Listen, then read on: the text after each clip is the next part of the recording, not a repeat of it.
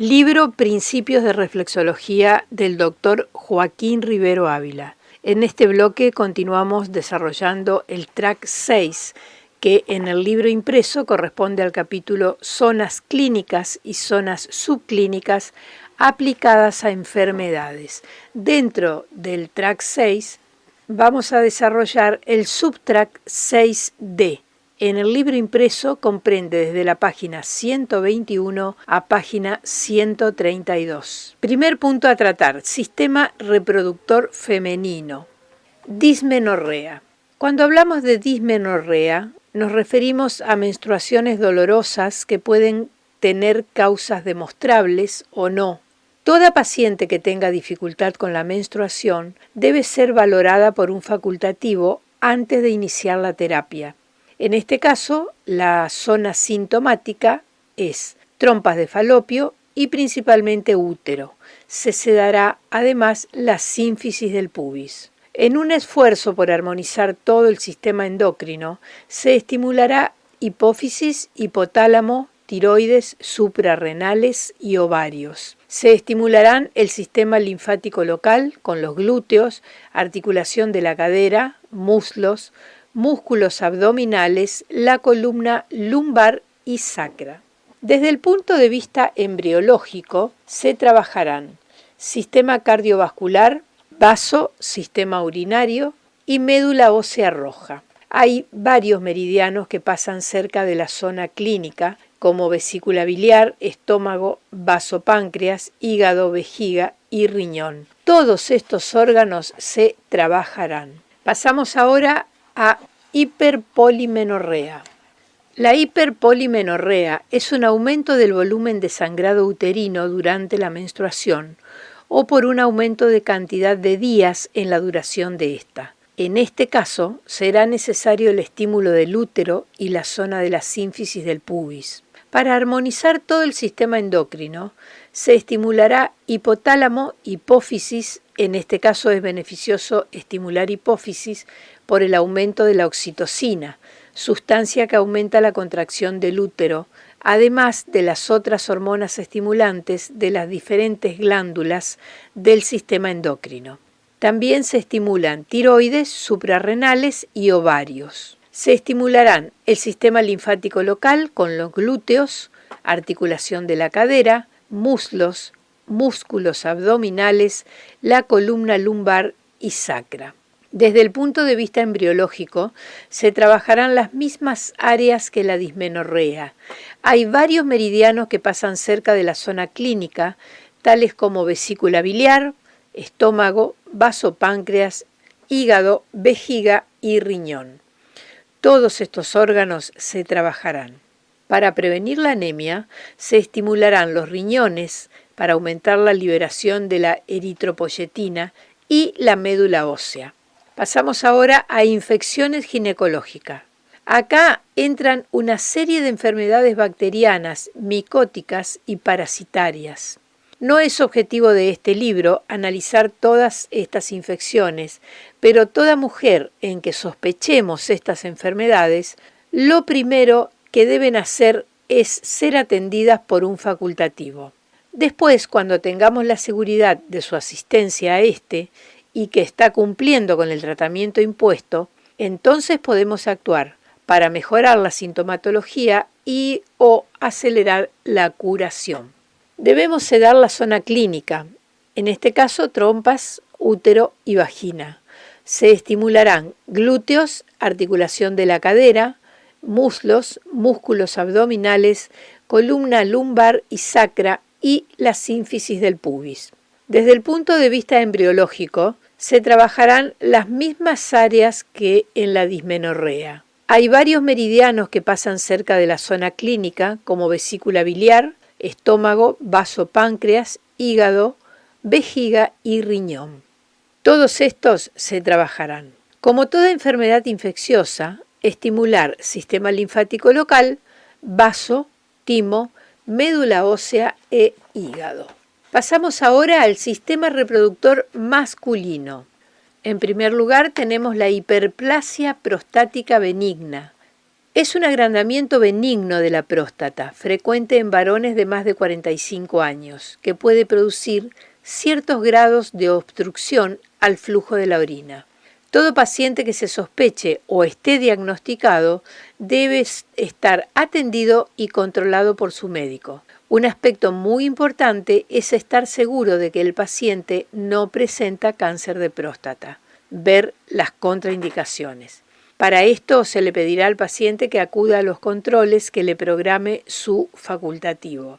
El objetivo de la reflexología en estos casos es reducir los signos y síntomas de la enfermedad y de alguna manera disminuir los riesgos de las complicaciones, fundamentalmente renales. La zona clínica, por supuesto, es la próstata, la cual se sedará con el pulgar. Primero se localizará. Generalmente es dolorosa esta zona y se comenzará con una presión suave, para luego ir aumentando en intensidad y puntualizar el lugar específico con la punta del pulgar. Si al principio resulta muy dolorosa, se irá primero trabajando en otras áreas para después volver sobre la misma. En algunos casos, a la inspección de la pequeña área se puede constatar cambios de coloración, algunas microvarices y edema bastante bien localizado. A la palpación, si agudizamos nuestra sensibilidad, se puede sentir la piel áspera e incluso como un pequeño globito en la pequeña depresión ósea en la que está localizado el órgano en cuestión. Las zonas subclínicas serán: en lo que respecta a la pertenencia a las zonas embriológicas, se trabajará sistema cardiovascular, vaso, sistema urinario y médula ósea roja. Debemos sedar todo lo que es testículos, conducto deferente, uretra y pene. El sistema renal se sedará, excepto riñón, que se estimulará. Se tratará más adelante este tema. Esto favorece al flujo de la orina por el sistema renal y disminuye las posibles infecciones del sistema. Puntualizar la sínfisis del pubis, la cual sedaremos despacio ya que es dolorosa. Estimular las últimas porciones de la columna vertebral, al igual que los músculos abdominales, cadera y muslos, hasta la rodilla. Como esta patología muchas veces se complica con infección renal, debemos estimular el sistema linfático local, vaso, timo, médula ósea e hígado. Pensamos que la próstata, que está en el sistema genitourinario, la podemos ubicar en el meridiano de vejiga, por su relación estrecha con este órgano desde el punto de vista anatómico y funcional, por lo que en referente a la circulación de energía de estos, se sedará intestino delgado y se estimulará riñón. Estos últimos ya fueron mencionados. En este caso, se considera que la próstata presenta un aumento de la energía yang. Si miramos el mapa de los meridianos de energía, vemos que pasan cerca de la zona clínica, estómago, hígado, vaso, páncreas y riñón, que también ya fue mencionado.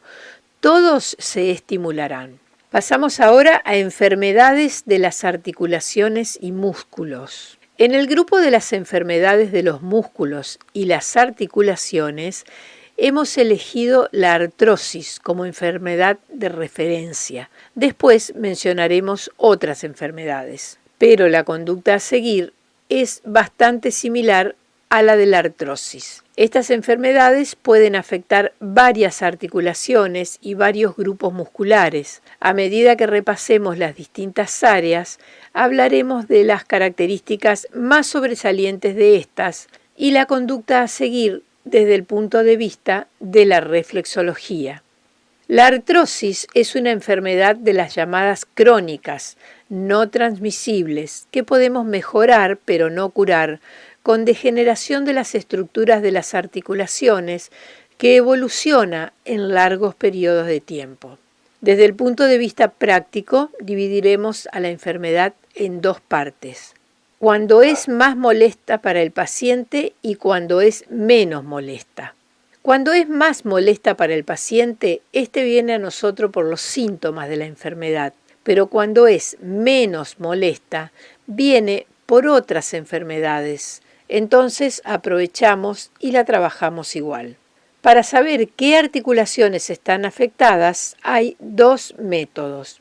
Uno es cuando el paciente nos indica la articulación afectada y el otro es cuando trabajamos sobre el miembro y pie, encontrando la existencia de signos y síntomas que nos hacen sospechar la enfermedad, como la inspección, aumento de volumen en las articulaciones reflejas y deformidad. Y a la palpación, presión, aumento de la sensibilidad y rigidez.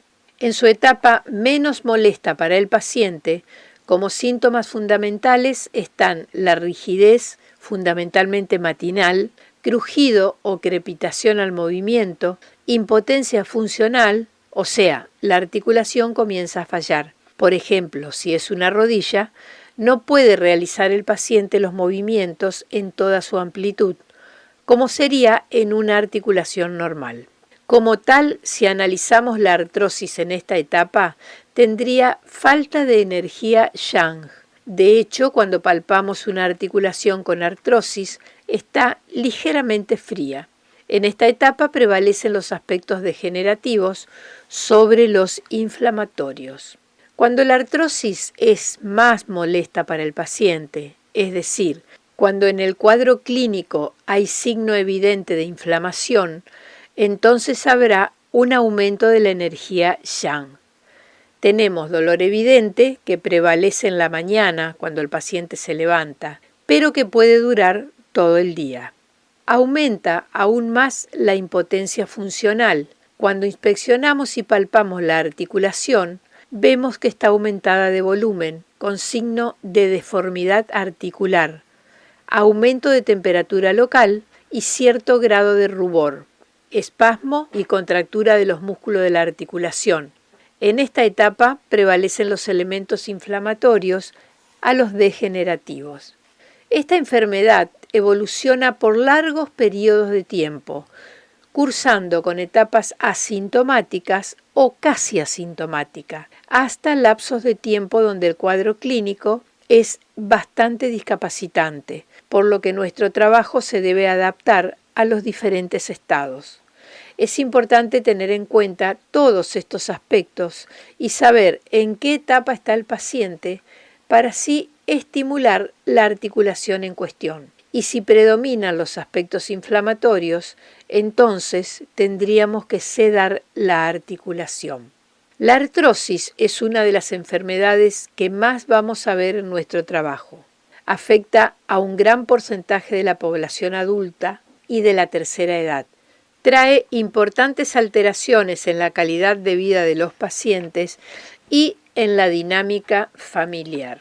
Como son enfermedades crónicas, los pacientes sienten bastante frustración al ver que la medicina no le brinda una solución a sus problemas y comienzan a buscar soluciones en la medicina complementaria.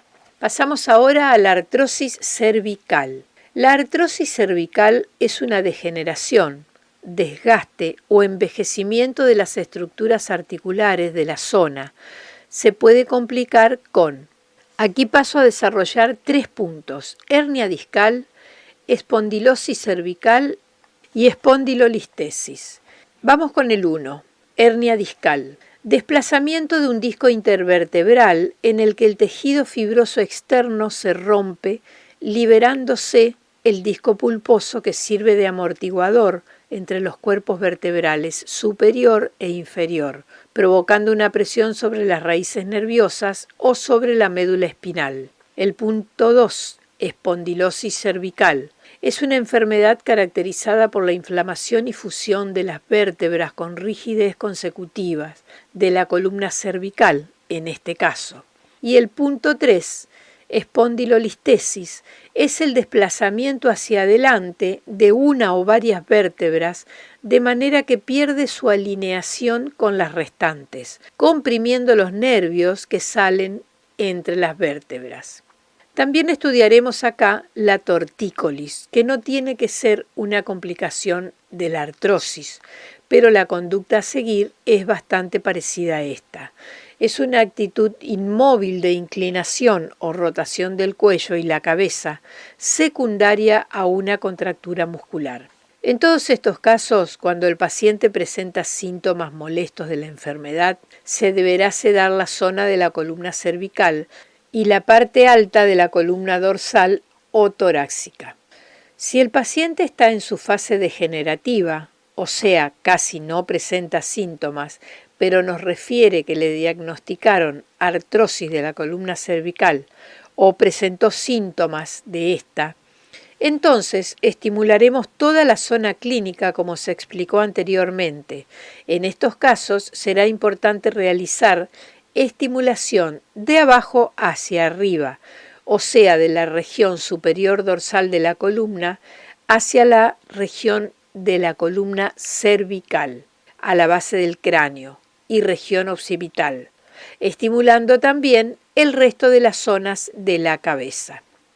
Se estimulará por correlación funcional músculo-huesos, parte anterior del cuello, las zonas del trapecio, articulación del hombro, toda la zona del antebrazo y omóplato, obteniendo en realidad un mejor resultado si se trabaja toda la columna vertebral con los músculos paravertebrales. Se estimulará con igual intensidad la zona de la cabeza, en especial la base del cráneo. En estas dos zonas se trabajará de abajo hacia arriba, cerebelo y oídos, ya que con frecuencia a estas patologías cursan con mareos e inestabilidad pondoestatural y a la marcha. Estimular además el hipotálamo, hipófisis y suprarrenal, para así aumentar las concentraciones de cortisol, para que éste actúe como antiinflamatorio. Hay varios canales de energía que pasan por la zona del cuello, entre los que se encuentran vesícula biliar, vejiga urinaria, intestino delgado y grueso y estómago, por lo que estos órganos se deberían trabajar. En todas las enfermedades de músculos y huesos se trabajarán por las hojas del embrión, aparato urinario, aparato circulatorio, médula ósea, vaso y aparato reproductor. Debido a estas enfermedades, los tejidos óseos, muscular, nervios periféricos, articulaciones, tendones, etc., de la cintura escapular van a estar afectados, por lo que tomando como principios las diferentes partes del cuerpo que guardan relación entre sí, desde el punto de vista de forma y función, se deberían trabajar las zonas de la cintura pélvica, la zona lumbar, sacra, músculos paravertebrales, glúteos, músculos oblicuos abdominales y todo el muslo hasta la rodilla. Se obtienen buenos resultados si una vez realizadas todas estas maniobras y cuando los músculos del pie estén relajados, hacemos movimientos de las articulaciones interfalángicas y metatarsofalancicas. Al comienzo despacio, sin realizar movimientos bruscos, ni llevar la articulación a posiciones extremas, al igual que realizando cierta tracción de cada uno de los dedos del pie, y después ir llevando de a poco las articulaciones a una flexión y extensión más completa. Hay que tener cuidado cuando existen procesos deformantes de estas articulaciones, principalmente en personas mayores, que presentan importantes signos de artrosis de la columna cervical, mareos e inestabilidad en la marcha. En estos casos es mejor no realizar ninguna maniobra brusca de estiramiento de los dedos, flexión o extensión de las articulaciones, fundamentalmente en las primeras sesiones de trabajo. Después, a medida que el paciente mejora y disminuya la rigidez, podemos comenzar a realizar algunas de estas maniobras a medida que observemos respuestas. Pasamos ahora a alteración en la articulación de los hombros. Si tomamos al dolor como síntoma principal para este análisis, debemos plantear diferentes enfermedades, pero siempre tomando a la artrosis como alteración de referencia. Y aquí el autor describe 3 patologías que yo voy a ir numerándolas para hacerlo más comprensible. Número 1. Procesos degenerativos e inflamatorios locales que afectan a la articulación del hombro y acromioclavicular y de sus componentes, tales como sinovitis, bursitis, tendinitis, artrosis, artritis. Número 2. Procesos distales que se irradian al hombro, fundamentalmente por vía nerviosa, como por ejemplo las braquialgias, con dolor desde la salida del nervio en la médula espinal hasta lugares distales del nervio en la extremidad superior. Número 3. Dolores referidos al hombro por alteraciones de los órganos del tórax o abdominales superiores. Por ejemplo, del lado derecho tendremos que patologías del pulmón, pleura, hígado, vesícula biliar, pueden dar dolor en la zona del hombro homolateral e incluso enfermedades neoplásicas o infecciosas pueden aumentar de tamaño los ganglios linfáticos. Del lado izquierdo se pueden mencionar también pulmón, pleura del mismo lado, estómago, páncreas, y lo mismo pasa con las enfermedades infecciosas y neoplásicas. Por todo esto, siempre que existan alteraciones en estos órganos y que se refiera dolor a la zona del hombro, debemos trabajarlos. Cuando la afección es de carácter inflamatoria, como una artritis o bursitis de aparición reciente, se tratará la articulación sedándola. Y si la afección es crónica, con predominio de características degenerativas, se estimulará, como en el caso de la artrosis. En los procesos distales que se irradian, que son bastante molestos para los pacientes, se sedará la zona de salida del nervio en cuestión y después todo el recorrido del nervio.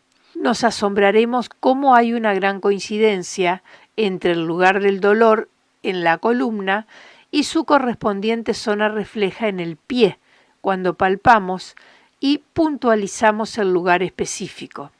Comenzaremos buscando el lugar con la yema del dedo pulgar en la zona aproximada correspondiente a la columna vertebral en el pie del enfermo, haciendo presión ligera, para después localizarla mejor con la punta del mismo dedo y comenzar a aumentar la presión ejercida de forma lenta, ya por todo el recorrido del nervio, pasando por toda el área del músculo trapecio, el hombro y el antebrazo hasta el codo.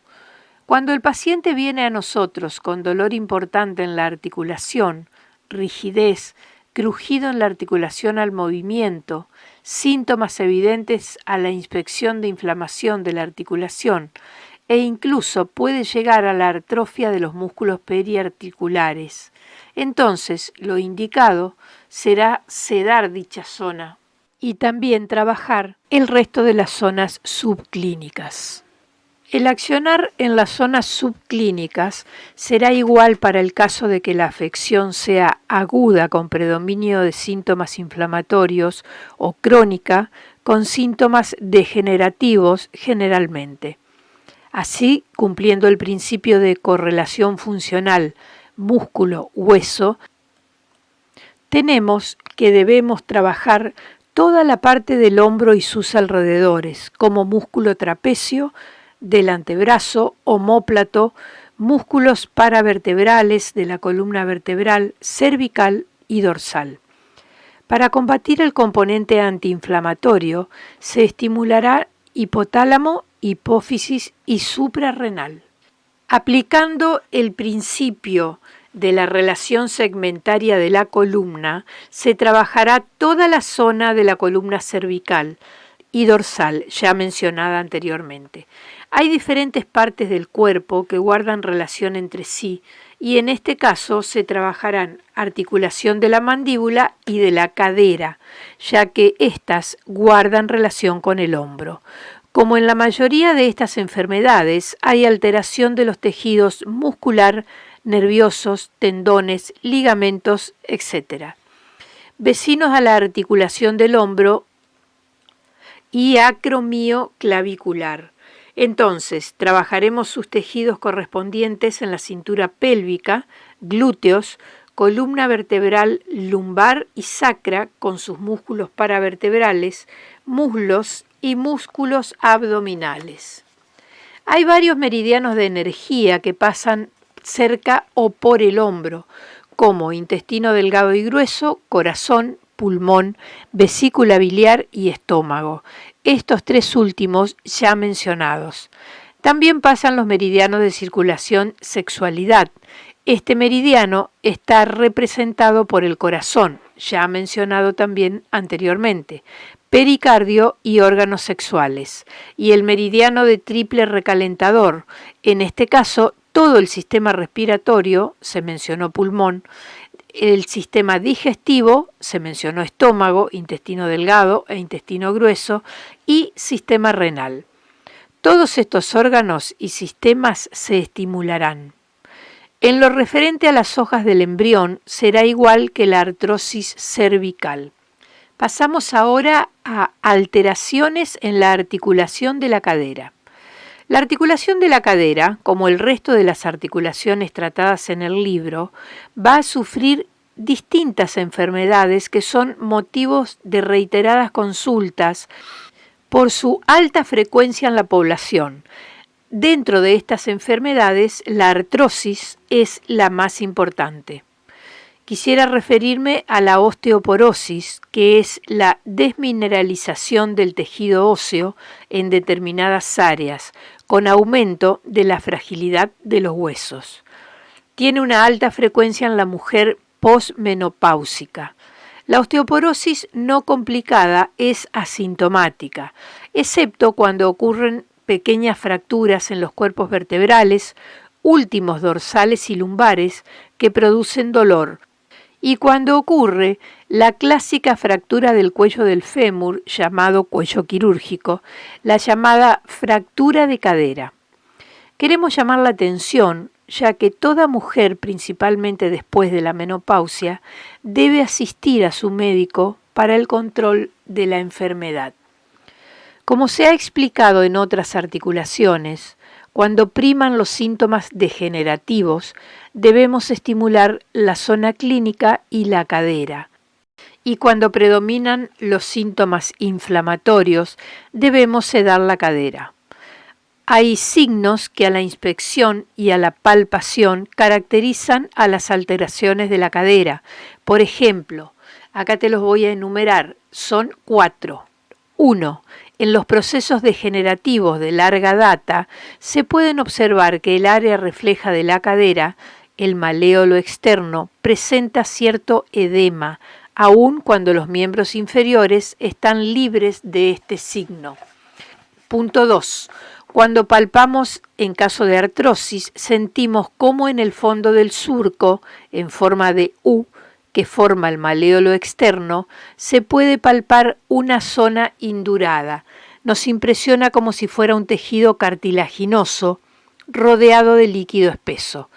Sensación al tacto que no ocurre cuando no hay alteración en la cadera, e incluso al comparar en un mismo paciente los dos maléolos, nos damos cuenta qué articulación de la cadera está afectada. Punto 3.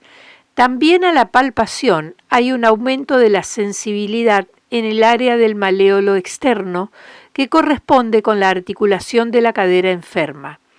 Punto 4 y último, en los enfermos que han sufrido fracturas de articulación de cadera y han sido operados, vemos como al principio del postoperatorio el maléolo externo homolateral presenta edema localizado, es más sensible y presenta pequeñas dilataciones de venas y capilares. A medida que pasa la recuperación del paciente, se va recuperando también el maléolo, pero nunca se va a recuperar del todo. Cuando lo comparamos con el maléolo opuesto, no van a ser iguales. Hasta aquí los 4 signos que caracterizan a las alteraciones de la cadera. En las alteraciones de esta articulación debemos trabajar toda la zona glútea, muslo, región sacra y lumbar de la columna, y para mejor resultado, toda la columna, músculos oblicuos y rectos abdominales. Recordar la relación de la cadera con la articulación del hombro y temporomaxilar, por lo que estas articulaciones también debemos trabajarlas. Es conveniente también trabajar la columna vertebral cervical, sus músculos paravertebrales, trapecio, omóplato y todo el brazo hasta el codo. Sería conveniente estimular hipotálamo, hipófisis y suprarrenal para aumentar las concentraciones de corticoides. Los meridianos hígado, vesícula biliar, estómago, vaso páncreas, riñón, vejiga urinaria pasan cerca de dicha articulación, por lo que estos órganos también debemos trabajarlos. En lo que respecta a las hojas del embrión, será igual que la artrosis cervical. Una vez terminado el tratamiento, que los músculos están relajados, resulta beneficioso que hagamos mover la articulación del tobillo en sentido longitudinal y circular, como en otras articulaciones, comenzando de a poco, para ver la reacción del paciente e ir aumentando en amplitud y fuerza hasta realizar verdaderas elongaciones de flexión y extensión de la articulación. Así logramos relajar aún más los músculos, disminuir las concentraciones de calcio en estos y facilitar la propagación del impulso nervioso.